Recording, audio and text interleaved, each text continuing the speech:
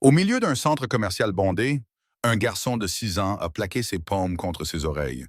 Il criait sans émettre un son, ses yeux fous d'une panique que personne autour de lui ne pouvait nommer. Sa mère, une puissante dirigeante qui contrôlait 400 personnes sans ciller, se tenait complètement immobile. Elle était impuissante sous les escaliers, écrasée par les murmures environnants. Personne ne s'est avancé. Personne ne savait comment faire. Puis un père célibataire a traversé la foule en direction du garçon. Il n'a rien dit. Il a simplement levé la main et signé un seul mot. Et tout s'est arrêté. Que faites-vous quand un simple geste est tout ce qui sépare une âme brisée de la terre ferme?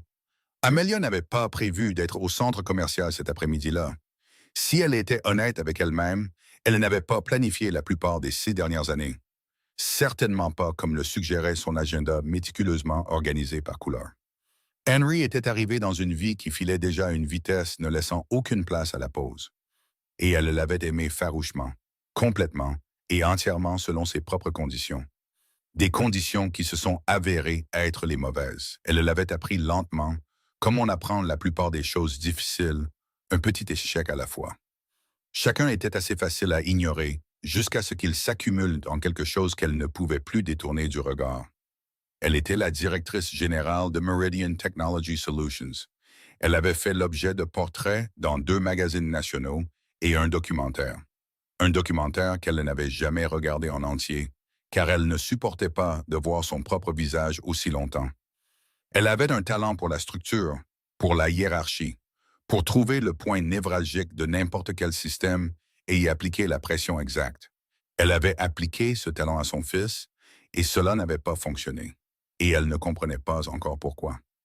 Henry avait été diagnostiqué avec une perte auditive neurosensorielle bilatérale à l'âge de 8 mois, profonde, permanente. L'audiologiste avait utilisé ces 2 mots dans la même phrase. Et Amelia les avait absorbés comme elle absorbait toutes les informations difficiles. Le dos très droit, un stylo à la main, notant des choses. Parce qu'écrire lui donnait quelque chose à faire de ses mains quand le reste de son corps menaçait de s'effondrer. Elle l'avait inscrit au meilleur programme d'intervention précoce de l'État. Elle avait engagé des consultants. Elle avait fait des recherches sur les implants cochléaires avec la même rigueur obsessionnelle qu'elle appliquait à l'analyse des résultats trimestriels. Elle avait tout fait correctement, selon tous les critères qu'elle savait mesurer. Ce qu'elle n'avait pas fait, ce qu'elle commençait seulement à comprendre qu'elle n'avait pas fait, c'était d'apprendre à parler sa langue. Pas la version technique, ni la version clinique, ni le programme approuvé qu'elle payait quelqu'un pour administrer 3 fois par semaine. Sa langue à lui. Celle que son corps connaissait déjà. Celle dont elle avait peur, parce qu'avoir peur était une chose qu'elle avait passé 32 ans à refuser d'admettre. Matthew Carter n'avait pas de plan pour ce mardi après-midi non plus. Il avait une liste. Il avait Ella. Ella avait 6 ans, le même âge que Henry, bien qu'on ne l'aurait pas deviné en les voyant. Elle était petite pour son âge, avec le visage sérieux des enfants qui ont côtoyé des adultes traversant une épreuve difficile. Avec les yeux sombres de sa mère et la mâchoire obstinée de son père, elle tenait un lapin en peluche nommé George. Il avait été blanc à l'origine, mais il était maintenant de ce gris particulier des choses profondément et maintes fois aimées. De l'autre main, elle tenait celle de Matthew, non par anxiété, mais parce qu'elle aimait le contact. Elle avait toujours été comme ça, même toute petite. Elle cherchait toujours sa main, pas vraiment par besoin, mais par préférence. Matthew avait 27 ans et travaillait à la maintenance de l'immeuble Hargrove en centre-ville. Le genre de travail que les gens qualifient de peu glamour, ce qui ne le dérangeait plus depuis des années. Il était grand et silencieux, de ce silence qui se gagne plutôt qu'il n'est donné. Et il avait en lui une qualité de calme particulier. Un calme qu'Ella avait un jour décrit à sa maîtresse de maternelle en disant « Papa attend les choses ». Sa maîtresse le lui avait rapporté lors d'une réunion et il y avait pensé pendant des semaines. Elle avait raison.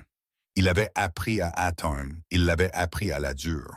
Sa femme, Claire, avait enseigné la langue des signes américaine au collège communautaire de Riverside pendant 6 ans avant de mourir. Cancer du pancréas, diagnostiqué en septembre, parti en février. Le genre de chronologie qui transforme le monde en un endroit différent sans vous laisser le temps de vous adapter. Elle avait 24 ans quand le diagnostic est tombé et 25 quand tout s'est terminé. Et elle avait enseigné les signes à Matthew depuis leur premier rendez-vous, parce qu'elle enseignait la langue des signes américaine comme certaines personnes respirent, constamment, par réflexe, comme si la langue était trop précieuse pour être réservée à un seul groupe de personnes. Au moment de sa mort, il pouvait tenir une conversation. Quand Ella a eu 3 ans, il la parlait couramment. Il avait continué après le départ de Claire, en partie pour Ella, en partie parce que s'arrêter aurait été une trahison, et en partie parce qu'il avait découvert que cela la gardait proche de lui d'une manière que rien d'autre ne pouvait faire. Il ne pensait à rien de tout cela quand il a entendu un mouvement dans la foule près de l'entrée nord. Il se demandait si la quincaillerie aurait encore la taille de boulon hexagonale dont il avait besoin, et si Ella voudrait le restaurant de teriyaki ou la sandwicherie pour un dîner précoce. Puis la prise d'Ella sur sa main s'est resserrée, et il a suivi son regard. Il a d'abord vu Henry, le balancement, les paumes pressées contre les oreilles, la bouche ouverte et silencieuse. Il avait déjà vu ça. Pas en personne, mais Claire le lui avait décrit et expliqué. C'était de la surcharge sensorielle qui peut submerger un enfant sourd dans un lieu public bruyant. Ce n'est pas que le bruit est trop fort pour lui, c'est que les vibrations, les changements de lumière, le volume de stimulation physique n'ont aucun cadre pour les contenir. Il lui avait demandé une fois ce que ça faisait, et elle avait répondu. Imagine que tu parles couramment une langue et que soudain, toutes les phrases te parviennent en même temps. Toutes au même volume, sans pause entre les mots. Imagine ne pas pouvoir baisser le signal. Il est resté immobile un instant à observer. Il a vu la mère, rigide, pâle, sa main tendue vers le garçon, puis retirée, puis tendue à nouveau. Impuissante de cette manière particulière à quelqu'un qui a plus de ressources qu'il n'en a jamais eu besoin, et qui vient de rencontrer la seule chose que les ressources ne peuvent pas réparer. Il a vu l'agent de sécurité s'approcher avec son visage officiel de résolution de problèmes. Il a vu un téléphone se lever dans la main de quelqu'un. « Papa », dit doucement Ella. Elle ne lui demandait pas de faire quoi que ce soit. Elle lui disait simplement ce qu'elle voyait. Il a peur. « Je sais », a dit Matthew. Il a lâché sa main. « Reste juste ici. » Il a marché vers eux, pas rapidement, sans urgence. Il avait appris, en regardant Claire travailler avec des étudiants, que l'urgence est une forme de bruit en soi. Qu'un corps qui se précipite vers une personne effrayée envoie un signal avant même les mots. Et ce signal dit « quelque chose ne va pas. Quelque chose ne va vraiment pas. Tu as raison d'avoir peur. » Il s'est déplacé comme l'eau qui n'est pas pressée. Il a franchi la distance qui le séparait de Henry sans même regarder Amelia. Sans ralentir, sans croiser le regard de quiconque dans la foule. Il est simplement arrivé puis il s'est agenouillé. Il s'est agenouillé jusqu'à être en dessous du niveau des yeux de Henry, pas à sa hauteur, en dessous, le regardant vers le haut. Henry se balançait toujours, les paumes toujours pressées sur ses oreilles, mais ses yeux qui fixaient le vide ont bougé. Ils ont trouvé Matthew. Non pas parce que Matthew avait fait quelque chose, mais parce qu'il avait arrêté de faire quoi que ce soit. Et dans un espace plein de mouvements, l'immobilité était la chose la plus bruyante qui soit. Matthew a attendu que les yeux de Henry se focalisent. Ça a pris 4 secondes. Ça a semblé beaucoup plus long. Puis, il a levé sa main droite, lentement, clairement, la gardant dans le champ de vision direct de Henry. Il a joint son index et son majeur, les a touchés à son menton et les a tirés vers l'avant et vers le bas. Le mouvement était délibéré, sans hâte, assez ample pour être lu de loin. Il a maintenu le signe terminé. En sécurité. Il l'a maintenu. Il n'a pas bougé. Il n'a rien ajouté. Pas de sourire, pas de hochement de tête, pas de geste supplémentaire. Juste le mot, juste la simple affirmation offerte à un enfant qu'il n'avait jamais rencontré, dans la seule langue qui pouvait l'atteindre à ce moment-là. Le balancement de Henry a ralenti. Il ne s'est pas arrêté immédiatement. Le corps ne fonctionne pas comme ça. Il faut du temps pour redescendre du bord du gouffre de la surcharge. De la même manière qu'il faut du temps pour arrêter de trembler après avoir frôlé un accident. Mais le rythme a changé. La compression frénétique d'avant en arrière s'est adoucie en quelque chose de plus petit, de moins désespéré. Et les mains de Henry sont descendues de ses oreilles progressivement, comme quelqu'un qui teste si l'air est sûr à respirer. Ses yeux n'ont pas quitté la main de Matthew. Matthew a signé à nouveau, au même rythme, avec la même ampleur, en sécurité. Puis une fois de plus, et cette fois il a gardé les 2 paumes ouvertes. les deux disant la même chose à l'unisson, une sorte de double affirmation, une sorte de « je le pense vraiment ». La foule s'était tue sans que personne ne l'ait décidé. Ces choses arrivaient parfois. Une poche de silence authentique s'ouvre au milieu de tout le bruit. Un moment où quelque chose d'assez réel et d'assez silencieux perce le vacarme ambiant de la vie moderne et pousse les gens, brièvement, à prêter attention à autre chose qu'à eux-mêmes. Les mains de Henry ont bougé. Il a copié le signe de manière imprécise.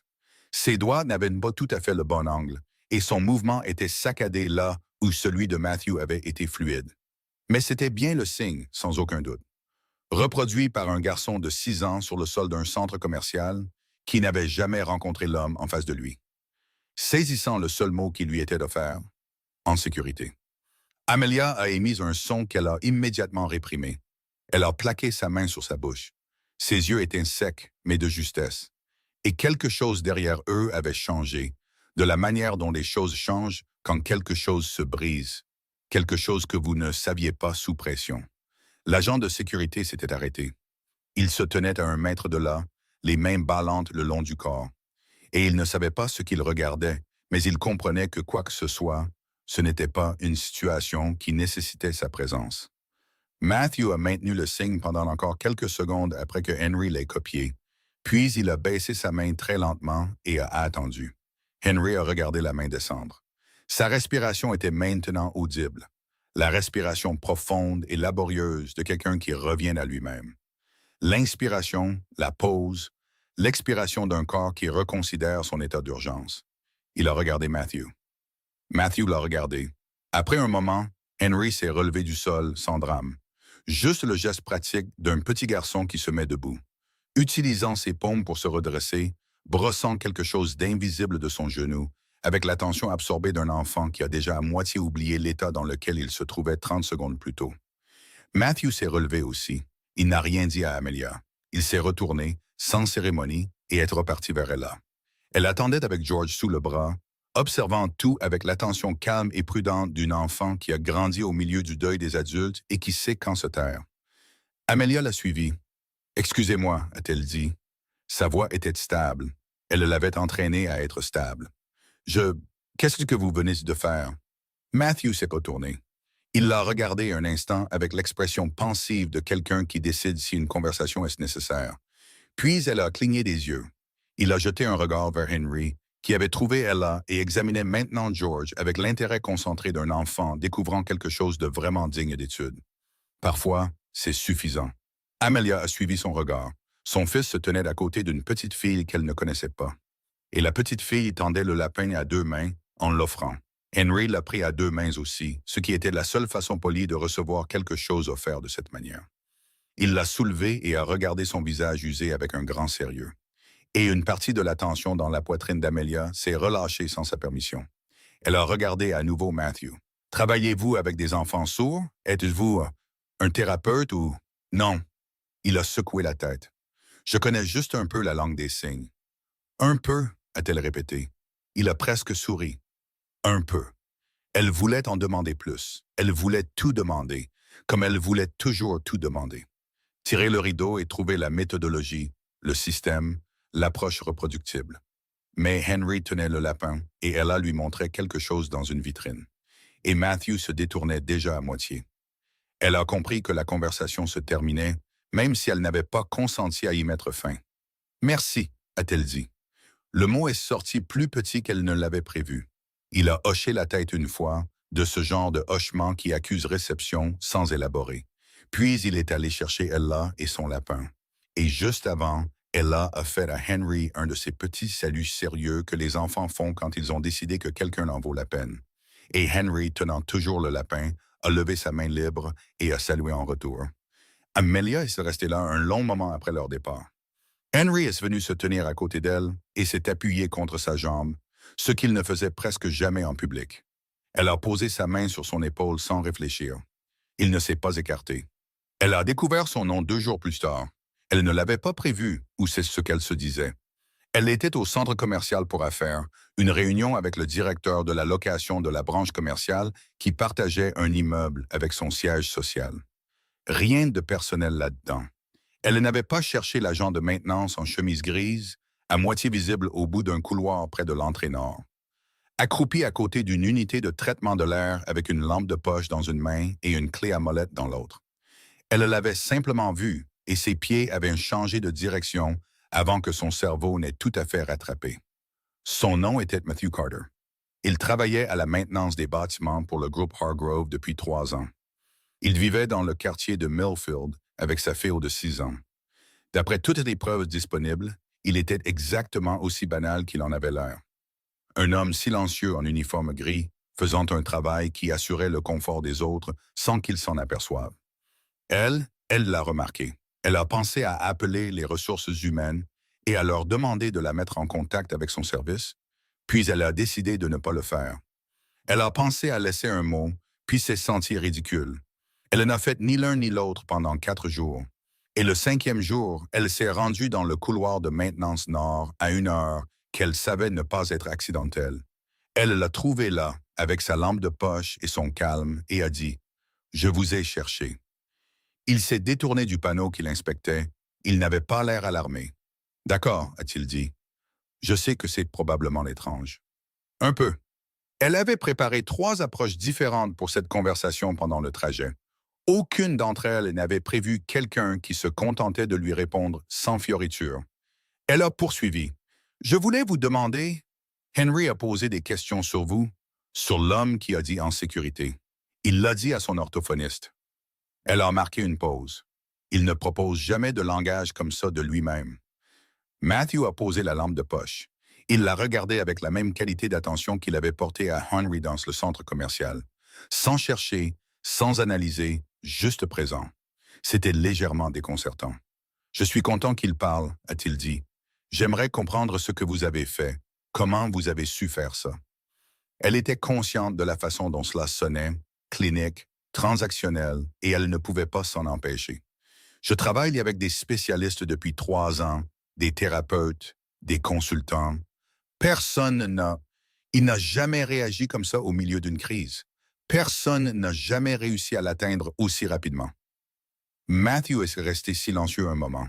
Quand il a parlé, il n'a pas répondu à la question qu'elle avait posée. Il a répondu à celle qui se cachait dans dessous. « Ma femme était professeure de langue des signes. Elle est morte quand notre fille avait 2 ans. » Il l'a dit sans poids particulier, pas comme quelque chose qu'il avait surmonté, mais comme quelque chose qu'il avait appris à porter, de sorte que cela ne nécessitait plus ses 2 mains. J'ai appris la langue des signes américaine parce qu'elle me l'a enseignée. J'ai continué à apprendre après son départ. Pour Henry, je pouvais voir ce qui se passait. Je savais ce dont il avait besoin. Amelia était silencieuse. Elle s'attendait à un diplôme. Elle avait obtenu toute autre chose. « Je suis désolé, a-t-elle dit, pour votre femme. Merci. » Elle a regardé ses mains. Elle avait une proposition toute prête. Tarif horaire, horaire flexible, cadre de travail clair. Et en le regardant maintenant, elle a compris qu'elle avait mal interprété la situation au point d'en être embarrassée. Elle l'a dit quand même parce qu'elle n'avait jamais été douée pour abandonner un plan en cours de route. « J'aimerais vous engager comme spécialiste de soutien pour Henry. Je peux payer bien au-dessus du taux du marché pour n'importe qui dans le... » Non, elle s'est arrêtée. « Je ne suis pas un thérapeute, a-t-il dit. Je ne suis pas un enseignant. Je suis un technicien de maintenance qui connaît un peu la langue des signes américaine. » Il a ramassé la lampe de poche. Ce dont Henry a besoin, ce n'est pas d'un spécialiste. Ce dont il a besoin, c'est de quelqu'un qui apprenne vraiment sa langue. Et là, il l'a regardé directement, sans méchanceté. « Et ça, c'est quelque chose que vous devez faire vous-même. » Le problème, quand on lui disait non, c'est qu'Amelia n'y était pas habituée. Elle avait autour d'elle des gens qui n'étaient pas d'accord, qui résistaient, qui proposaient des alternatives avec la prudence diplomatique des employés qui ont quelque chose à perdre. Elle n'avait pas de gens qui la regardaient et refusaient simplement, sans cruauté et sans excuse. Comme si son offre n'était pas un compliment qu'elle accordait, mais une responsabilité qu'elle essayait de sous-traiter. Elle est retournée à son bureau en voiture et est restée assise dans le parking pendant 11 minutes avant de monter. Henry a parlé de l'homme qui a dit « en sécurité » pendant 1 semaine et demie. Il en parlait au petit déjeuner, le signant de la manière approximative qu'il avait apprise au centre commercial, se corrigeant d'après un souvenir interne du mouvement. Il l'a signé à sa thérapeute. Il l'a signé une fois à Amelia, la regardant avec l'insistance particulière d'un enfant qui pose une question sans en avoir encore les mots. Et elle le lui avait signé en retour, maladroitement, la forme complètement fausse, le mouvement saccadé. Et il avait regardé sa main, puis patiemment, sans frustration, il lui avait montré à nouveau. Elle a cherché sur son téléphone ce soir-là. Elle a trouvé 3 vidéos différentes. Elle les a toutes regardées. Elle s'est entraînée devant le miroir de la salle de bain jusqu'à ce que sa main lui fasse mal. Le sommet annuel des partenariats de l'entreprise avait lieu la 3e semaine d'octobre. Il se tenait au siège de Meridian, au 14e étage. Un étage avec des baies vitrées et une vue qui laissait les nouveaux clients sans voix d'une manière satisfaisante. Amelia avait prévu de laisser Henry avec sa fille au père pour la soirée, mais la fille au père a eu une urgence familiale. La solution de rechange est tombée à l'eau et à 2 heures de l'après-midi, elle avait épuisé ses alternatives et pris la décision qu'elle n'aurait pas dû prendre. Elle l'emmènerait. Il avait déjà assisté à des événements. Tout irait bien. Tout n'allait pas bien. À 7h30, les lumières étaient à leur pleine intensité commerciale. Il y avait 64 adultes dans un espace conçu pour impressionner plutôt que pour réconforter. Le niveau de bruit ambiant avait augmenté de façon constante pendant 2 heures, et Henry était dans le coin, près du bar secondaire, se tenant les 2 oreilles et se balançant. Et c'était le genre de balancement qui signifiait que le seuil était proche. Amelia a traversé la pièce en 15 secondes. Elle s'est accroupie devant lui comme elle avait vu Matthew le faire, plus bas que le niveau de ses yeux, en le regardant vers le haut. Et les yeux de Henry l'ont trouvé frénétique, posant une question à laquelle elle n'avait pas de réponse. Elle a pensé à Matthew. Elle a pensé au centre commercial, à l'immobilité et au seul mot offert dans le bruit comme quelque chose de solide à quoi se raccrocher. Elle a levé sa main droite. Elle a joint ses doigts et les a touchés à son menton. Elle avait répété ce geste, maladroitement, dans le miroir de sa salle de bain à 11 heures du soir chez elle. Puis elle les a tirés vers l'avant et vers le bas. Elle a maintenu le signe. Sa main n'était pas stable. L'angle était probablement faux. Le balancement de Henry a ralenti. Elle l'a refait. Il a regardé sa main. Elle a regardé sa respiration. La 2e fois, elle a gardé les yeux sur son visage et non sur sa propre main. Et quelque chose à ce sujet a rendu le geste différent. Moins comme une technique déployée et plus comme une chose dite. Les bras de Henry sont descendus. Il s'est penché en avant et a posé son front contre son épaule. Et elle a mis ses bras autour de lui et il ne l'a pas repoussé.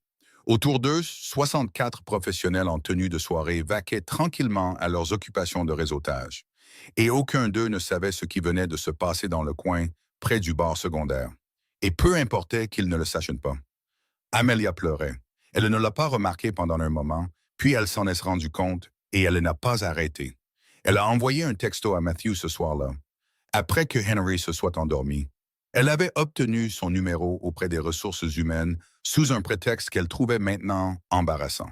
Elle a tapé et effacé 4 messages différents avant d'envoyer le 5e.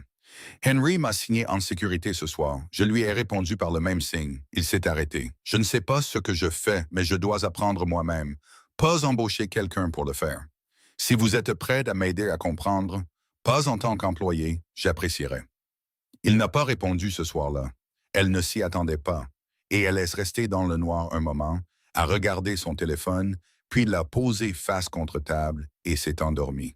Le matin, il y avait une seule ligne. Je peux vous montrer quelques trucs pour le bien de Henry, pas de tarif horaire. Elle a failli répondre pour discuter du tarif. Elle s'est retenue. Elle a tapé « Merci ». Puis elle a posé le téléphone et est allée préparer le petit déjeuner. Ils se sont retrouvés dans un parc en terrain neutre un samedi matin. La lumière était faible et pâle et les bancs assez froids pour que l'endroit soit presque vide. Matthew a amené Ella et Ella a amené George. Et Henry a retrouvé George comme on salue un vieil ami avec l'énergie solennelle d'un enfant qui prend ses choses au sérieux. Matthew a apporté un carnet, du vrai papier, ce qu'Amelia a noté avec la légère surprise de quelqu'un qui associait le papier à une époque révolue. Il l'a ouvert à une page de diagrammes de signes dessinés à la main, avec des annotations d'une écriture petite et précise. Ce sont les plus utiles pour intervenir en cas de crise, a-t-il dit. Pas des ordres, pas des instructions, des affirmations, des choses qui lui disent où il est, pas ce qu'il doit faire. Amelia a regardé la page, en sécurité, calme, ici, avec toi. Je te vois, a-t-elle répété. Elle a levé les yeux. Celui-là, surtout. Matthew a hoché la tête. Les enfants comme Henry passent beaucoup de temps dans une pièce pleine de gens qui les regardent sans les voir. Le signe ne veut pas seulement dire « je te vois » visuellement. Dans le contexte, ça veut dire « je sais que tu es là et je ne vais nulle part ». Elle l'a noté. Il lui a montré la forme. Elle l'a essayé 3 fois, la dernière fois correctement. Et quand elle a réussi, il est resté assis là, d'une manière simple et factuelle, qui était en quelque sorte plus encourageante qu'un éloge. Henry et Ella étaient sur la structure d'escalade, menant ce qui semblait être une négociation dont seuls eux comprenaient pleinement les enjeux. Henry signait quelque chose qu'Amelia ne pouvait pas déchiffrer. Et Ella répondait dans la langue des signes américaine approximative et de bonne foi de quelqu'un qui a grandi à côté de la langue sans y avoir été élevé. Et ils s'entendaient bien.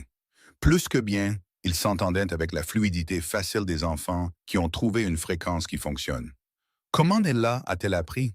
a demandé Amelia. « De Claire d'abord, puis de moi. Il a fait une pause.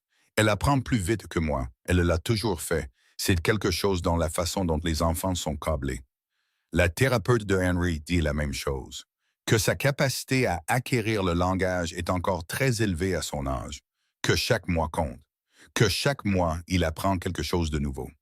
Il le dit simplement, sans l'évasion douce à laquelle elle était habituée de la part des professionnels essayant de gérer les attentes. Ça n'a pas besoin d'être rapide, ça doit juste être constant. Elle a regardé la page du carnet. Êtes-vous toujours aussi direct avec les gens? Il y a réfléchi. Je suis généralement plus silencieux que ça. Elle a presque souri. Un sourire qui est arrivé et reparti rapidement, comme quelque chose qu'elle n'était pas tout à fait prête à soutenir. Les samedis se sont poursuivis. Ce n'étaient ni des séances de thérapie, ni des visites de courtoisie. Ils occupaient une catégorie qu'aucun d'eux n'a nommée, ce qui était probablement sage. Matthew enseignait patiemment et sans cérémonie. Amelia apprenait avec l'intensité concentrée qu'elle mettait dans tout ce qu'elle avait décidé de prendre au sérieux. Henry progressait à la vitesse imparable d'un enfant qui avait attendu que quelqu'un vienne à sa rencontre là où il vivait. Ses signes sont devenus plus précis, sa régulation émotionnelle nettement plus stable. Ses crises moins fréquentes et plus courtes quand elles survenaient. Un samedi de novembre, Ella a appris 17 signes à Henry en 40 minutes, en inventant un jeu qui consistait à nommer chaque objet sur le terrain de jeu. Amelia regardait depuis le banc et Matthew était assis à côté d'elle. Et aucun d'eux n'a parlé pendant un moment, ce qui était sa propre forme de communication. Elle l'aurait adoré, a dit Matthew. Il parlait de Claire. Il l'a dit sans quitter les enfants des yeux. Amelia a compris ce qu'il offrait en disant cela. Pas une demande de sympathie, mais un contexte. Un morceau de l'histoire qui expliquait comment il était devenu qui il était. Elle l'a reçu avec précaution. On dirait que c'était quelqu'un qui aimait facilement, a-t-elle dit. Avec largesse, a-t-il corrigé doucement. Elle n'aimait pas facilement, elle aimait avec largesse. Il y a une différence. Amelia y a réfléchi. Elle a pensé à la différence entre aimer avec largesse et aimer de manière étroite.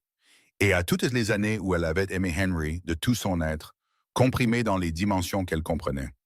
Et comment un amour plus étroit, aussi féroce soit-il, n'avait pas été assez large pour le contenir. « Je m'y suis mal prise », a-t-elle dit. Ce n'était pas tout à fait des excuses, c'était un inventaire.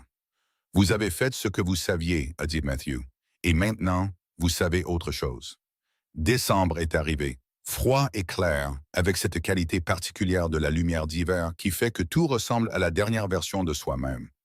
Henry a eu un bon mois. Sa thérapeute a noté les améliorations dans son rapport avec la prudence mesurée d'une professionnelle qui avait appris à ne pas trop promettre. Mais Amelia avait appris à lire entre les lignes du langage clinique et ce qu'elle lisait était « c'est réel, ça tient ». Un samedi, 3 semaines avant Noël, ils étaient de nouveau au parc. Les enfants étaient mitouflés dans leurs manteaux et Ella avait glissé George à l'avant de sa veste pour le garder au chaud. Henry était sur les balançoires. Matthew le poussait, juste un peu. Henry aimait un arc doux, pas la hauteur vertigineuse que certains enfants recherchent. Amelia se tenait sur le côté, observant, quand Henry s'est tourné sur la balançoire pour trouver le visage de Matthew et a levé la main.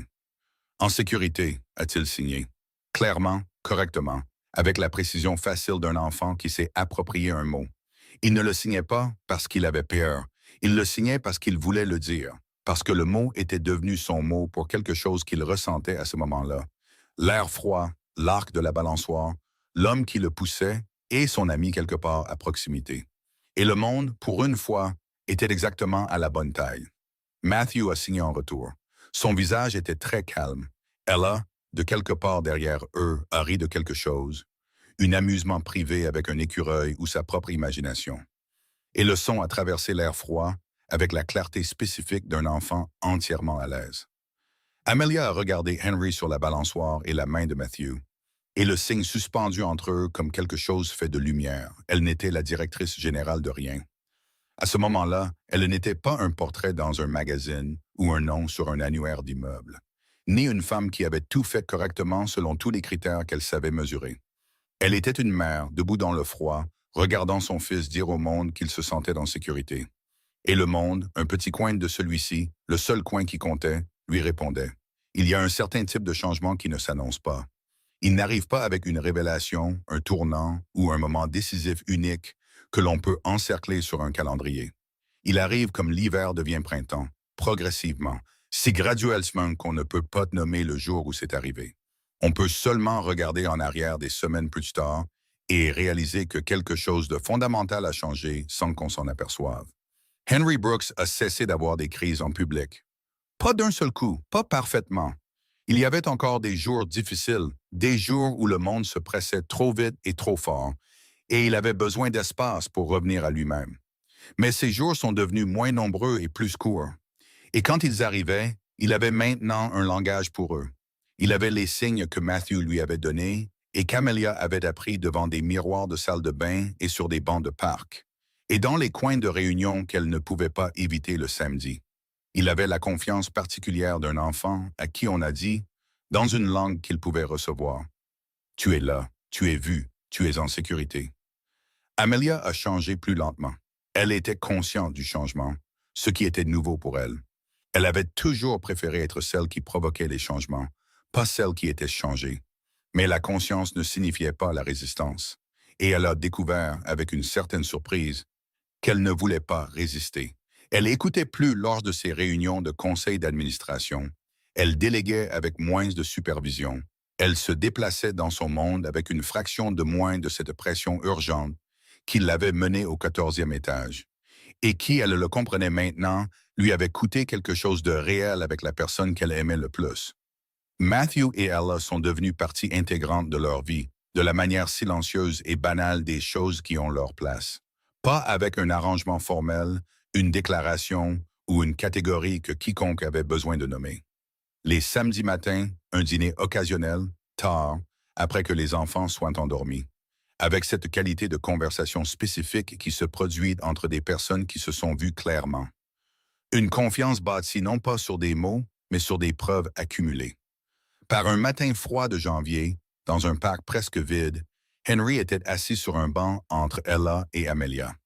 Le lapin George était sur ses genoux, et Matthew achetait du chocolat chaud à un chariot près du sentier. Henry l'a regardé s'éloigner, puis s'est tourné vers Amelia. Elle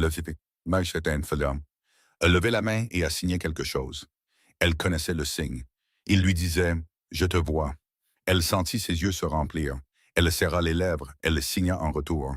Matthew est revenu avec le chocolat chaud, l'a distribué et s'est assis au bout du banc, et les quatre sont restés assis là, dans la lumière froide, avec leurs tasses et leur souffle formant de petits nuages dans l'air. Un seul mot n'avait pas changé le monde.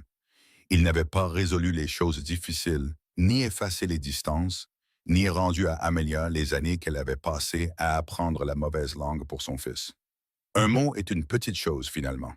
Un geste de la main, une forme tenue dans l'air pendant 3 secondes, puis relâchée. Mais un mot donné clairement, au bon moment, et un enfant qui en avait besoin. Un mot qui disait « Tu es là, je suis là, et aucun de nous deux ne va nulle part ». Ce mot avait trouvé en lui l'endroit où vivait la peur, et il avait dit quelque chose de vrai, et la vérité avait suffi. Pas pour tout réparer, pas pour mettre fin aux moments difficiles, mais pour commencer les meilleurs. Henry s'est appuyé contre le bras de Matthew. Matthew l'a laissé faire. Ella a signé en sécurité à George pour ses propres raisons, et la lumière froide de janvier est tombée, et le parc était silencieux. Et quelque part dans la ville, un monde bougeait à sa vitesse habituelle, et rien de tout cela n'avait vraiment d'importance.